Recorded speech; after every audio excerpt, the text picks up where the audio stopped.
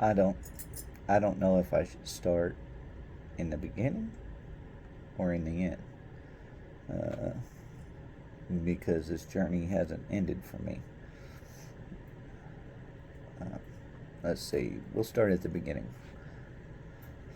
So in the last video, I told you I had a motorcycle wreck 3 years ago, 3+ years ago, and that my local VA that I was assigned to didn't do anything unless they were told to by the White House hotline over the phone. Let me explain that. Let me get more into detail. So, the morning that I left the emergency room, I went directly to my VA, the one that I was assigned to. I explained to them that I was in a motorcycle wreck and that it hurts, it doesn't feel right, something doesn't feel right. My entire left abdomen area was hurting, my left leg was hurting, and it just, something was wrong. And they didn't ask me if I wanted to schedule an appointment. They didn't ask me if I wanted to be seen. Nothing. They just told me to go to the emergency room. And that was it.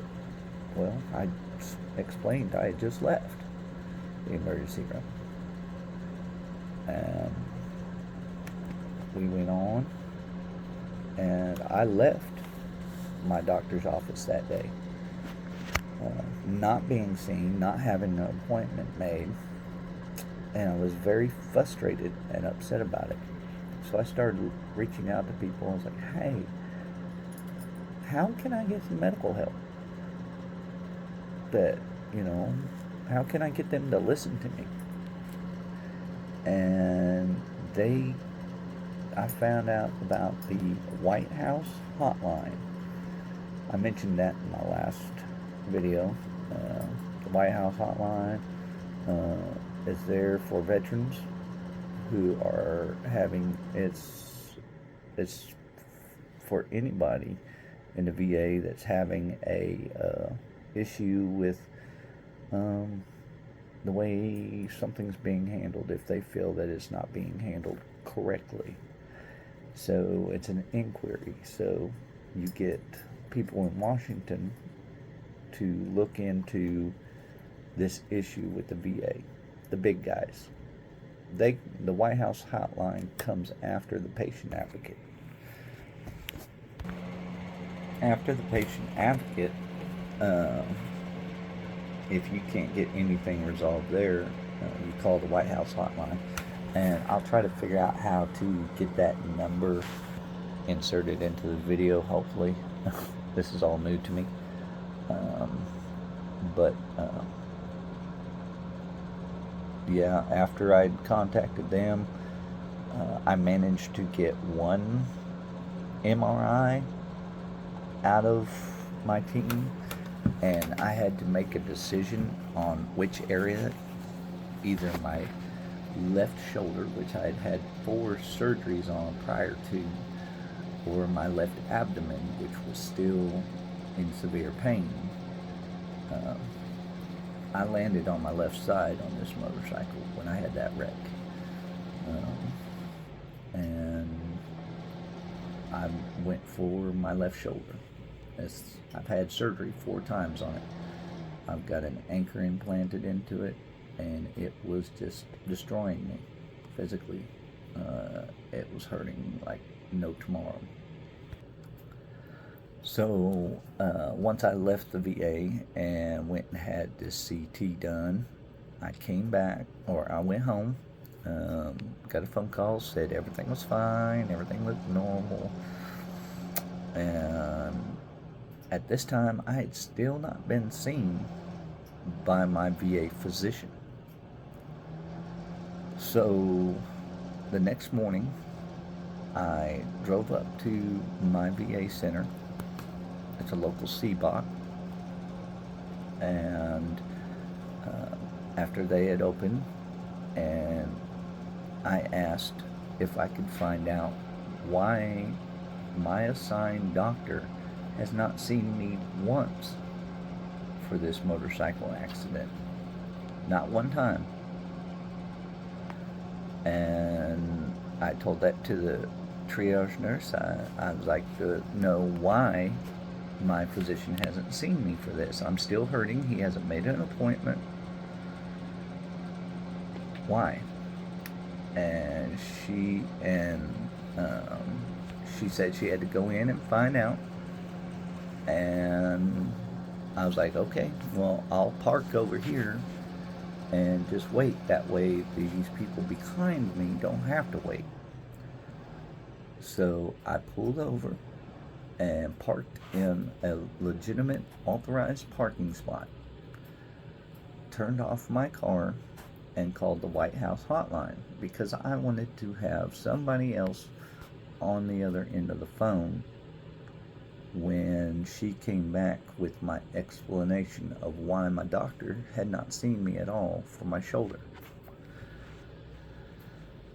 So, as I'm talking to the White House hotline representative, I noticed that 6 police cruiser units are pulling in down the driveway towards my VA.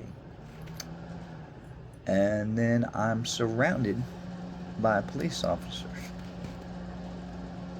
They had called the VA security. They went through their hostile veteran security protocol and contacted the VA security. The VA security immediately contacted the local police department, and then the local police department was dispatched to a hostile veteran. There was nothing hostile that I had done that day. It simply asked in a very polite manner why my doctor had done nothing for me medically. And instead of dealing with a veteran that was getting frustrated about not getting the health care he was promised, they called the security and filed a false report stating I almost hit one of them with my car. In filing that report, I was flagged in the VA. So that meant I was no longer allowed to go to my local VA, which was 5 minutes away from my house. If I wanted to be seen by the doctor, VA, I would have to drive 2.5 hours up to North Little Rock to be seen there at the VA. That, and in my physical condition financially, that was unsound because I had a lot of medical issues going on at the time. Remember, I'd just been in a motorcycle wreck. So I asked to be put on the Mission Act, and that's for us veterans who live too far away from a VA facility that can offer the necessities that we need for our health care, such as x-ray or labs. If your VA facility isn't able to do an x-ray, then you are assigned out to a different provider that can do whatever needs to be done that the VA is trying to assign. Well, with the Mission Act, you're allowed to go out and find a doctor to treat you for your illnesses and aches and pains and whatever, instead of the VA. And the VA approves this doctor, and this doctor can even, your outside civilian doctor can even put in referrals for you to see specialists. Now, the only thing is when they do that, they have to request that the VA hey, he needs to have this done. And if the specialist that your local doctor wants you to see isn't on the VA's list, you don't see that doctor. You see a doctor that is on the VA's list within their region. And then after that, they send it to community care. Community care contacts whoever to make your appointment at that facility. Then they're supposed to contact you, and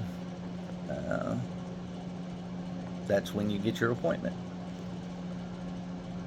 So I was flagged and went into the Mission Act. My flag lasted for 2 years, and I went to my local physician's office and found a very, very confident physician who listened to me, and I actually started getting some medical treatment done for the things that I had wrong with me. These videos that I'm posting, they're not out to persecute anybody.